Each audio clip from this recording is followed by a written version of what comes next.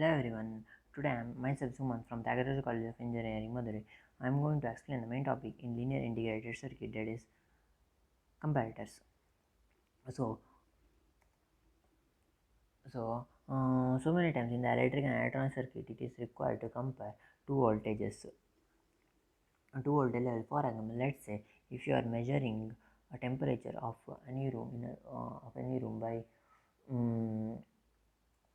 um, by using the temperature meters or any temperature devices or sensors. Let us assume that the output of this temperature sensor is in terms of voltage. And you want to compare this voltage with some reference voltage, so that whenever the room temperature goes beyond a certain value, then you can take some actions like um, turning on some buzzers or alarm sensors, which are alarm sensors or fire alarms in it or less in it. So it can be done by these. All these works can be done by using the comparators. So the comparators consists of two inputs, inverting and non-inverting input. Mm, uh, Let me use the pointer. So inverting and non-inverting input, okay, and it has only one digital output. It has only one digital output. Mm, Now here the digital means the output can be of either of high or low, and here the state output depends upon which input is higher. Mm, like if you have the like uh, if you use the input, so let us say like in the positive terminal or the non-inverting input, if you have 2 volt, um, then the output in 2 volt, and inverting terminal, it will be a reference volt, so it will be having 1 volt. Then the output will be of higher, and then the output will be higher. And in case if you have the inverting or input as 1 volt, and so non-inverting input as 1 volt and inverting input as 2 volt, then the output will be low due to as the input is for negative side. And likewise, if the voltage at the negative terminal is higher than the positive terminal, as I said, it will be casting as low. So as you can see, the comparator acts like 1 bit analog digital converter. Mm, so 1 bit analog digital converter, and in fact, the comparators are used as an analog to digital digital conversion. So now, if you see the schematic of these comparators, like it looks similar to the schematic of an op amp. Because in the case of op amp also, it has two input. It also has a two input, and one out. It has two input and one output. Okay, so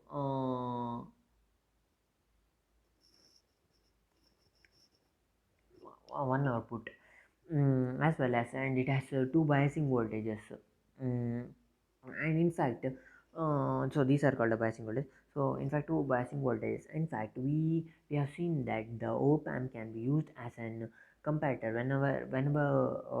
whenever it is used in the open loop condition. So in the previous if you so we have seen that whenever we use the op amp in open loop condition, in the case output will be equal to the open loop gain of an input, open loop gain of an input, like I can say, if I can say, like v not. Okay, well, let me draw it for you, like, so v naught is equal to v naught will be equal to uh, a naught into div d wait a minute, sorry, div. Here div is nothing but the differential input, and differential input can be calculated by differentiating the non-inverting input and the inverting input. Okay, so uh, so if the non-inverting input is of higher than the inverting input, higher than the inverting input, then inverting input, then the differential voltage will be positive. Okay, uh, differential voltage will be positive. mm, that means in that case, the output of an op amp will be equal to the positive saturation voltage. So V naught is equal to uh, plus V saturation. Sorry, I'm using the phone, so it's difficult. V saturation. So V plus V positive is greater than V naught. Okay, sorry, V negative. Um, in case so likewise, whenever the inverting terminal is higher than the voltage, then the non-inverting terminal will be negative. Input, in that case, your output voltage will be equal to the negative saturation voltage. mm, that is, as I said, V naught is will be equal to negative saturation,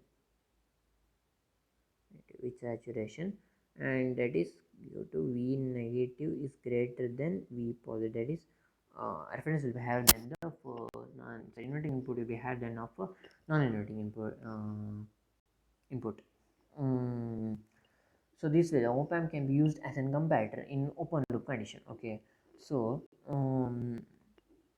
now coming to it, but if you observe, like there are many comparators as is available in market. Available in market nowadays, and they are specially used as a comparators also, and there is a reason behind it also. mm, the first reason is that these op amps are designed for linear applications. Okay, the op amps are designed only for the linear application, we can say. And so although this op amp can be used as a comparator in open loop condition, uh, so the response of the op amp will not be too fast. But while you if you see the comparators, they have minimum propagation delay and very fast rise and fall time. So for the reason for this is because in general the slew rate of the comparator is higher than the slew rate of the op amp. And that is why comparators used to have very fast rise and fall time than the op amps. So moreover, that if you observe if you observe this comparator ICs, in most of the IC, the output stage of the comparator used to be open collector. Okay, um, so we additionally required an external pull resistor to use this comparator. So because of this open collector configuration, it is possible to use this comparator with different logical families. Okay, so this can be added here. If you can see, this can be and that extra resistance will be added in this point. Okay, extra resistance will be added in this point. Okay, and we directly applied the output of this comparator to different logic gates, and mm, as I said, non-inverting and the different logic gates, and it can be and different comparators in the wired and conditions, I can say. uh, so while in the case of op amp, if you observe the in open loop configuration, the output of the op amp can have two voltages. Okay, either positive saturation voltage or a negative saturation voltage, as I said before. And so we can use the op amp as a comparator, then the output of an op amp can be used directly. Uh, so we use the so we so somehow we need restrict output voltage, and op amp can be used external circuits only. So because of this reason, comparator ICs are used in application where you need to compare the two voltage levels. Okay, so if your application is not critical and you don't require any fast response, in that case uh, in that case you can use again the op amp can be used as so now so far we have seen that whenever we use a comparator, the input to the comparator uh, used to be the reference voltage, and the one input is to be the signal which we need to um, compare with the reference voltage. Mm, we now depending on the whether the input is applied, this comparator can be used classified as inverting and non-inverting comparators. Okay. mm, this is a inverting comparator and this non-inverting comparator.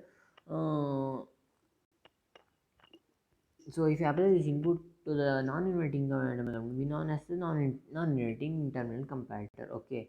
So because here whenever your input goes beyond the reference value, in this case the output of the comparator will be of higher. Okay. Similarly, when we apply the input to the inverting terminal, in this case this comparator in this comparator known as the inverting comparator. And because in this case whenever your input goes beyond the reference value, in this case here the output of the comparator will be equal to the lower value in a inverting comparator. So let's take one example using this example. Let's understand that inverting and non-inverting comparator thoroughly. So for non-inverting comparator, let us let's take a graph. Let's take a say I have input signals.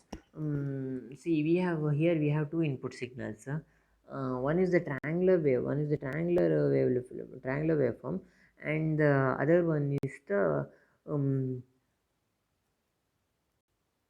other one is a V reference line. um, V reference voltage, which you can see is the purple line. um so here and here, assume that the input is applied at the positive terminal of the comparator, and assume that the input is applied at the positive terminal of the comparator. So when this input signal is less than this reference voltage, in this case the output in this case the output which we are going to get is of the comparator will be of low. Like here the it will not be here it will not be having any reflection, so it will be of low. And as soon as the input signal goes beyond the reference point of the output, beyond this reference point, as this is it will be higher. Okay.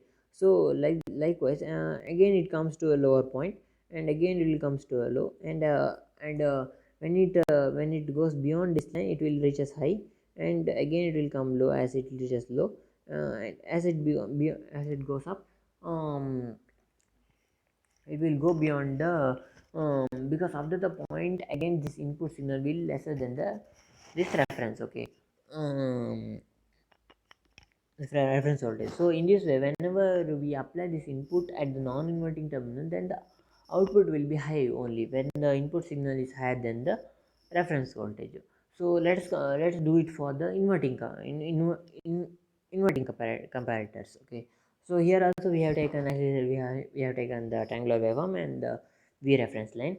In this case, our output will be low during this time when your input signal is higher. Okay. So as of that, um, our then this reference for that, for the rest of the time your output signal, um, for the rest of the time your output signal will remain high. Like if I draw it, like it will come up something like this.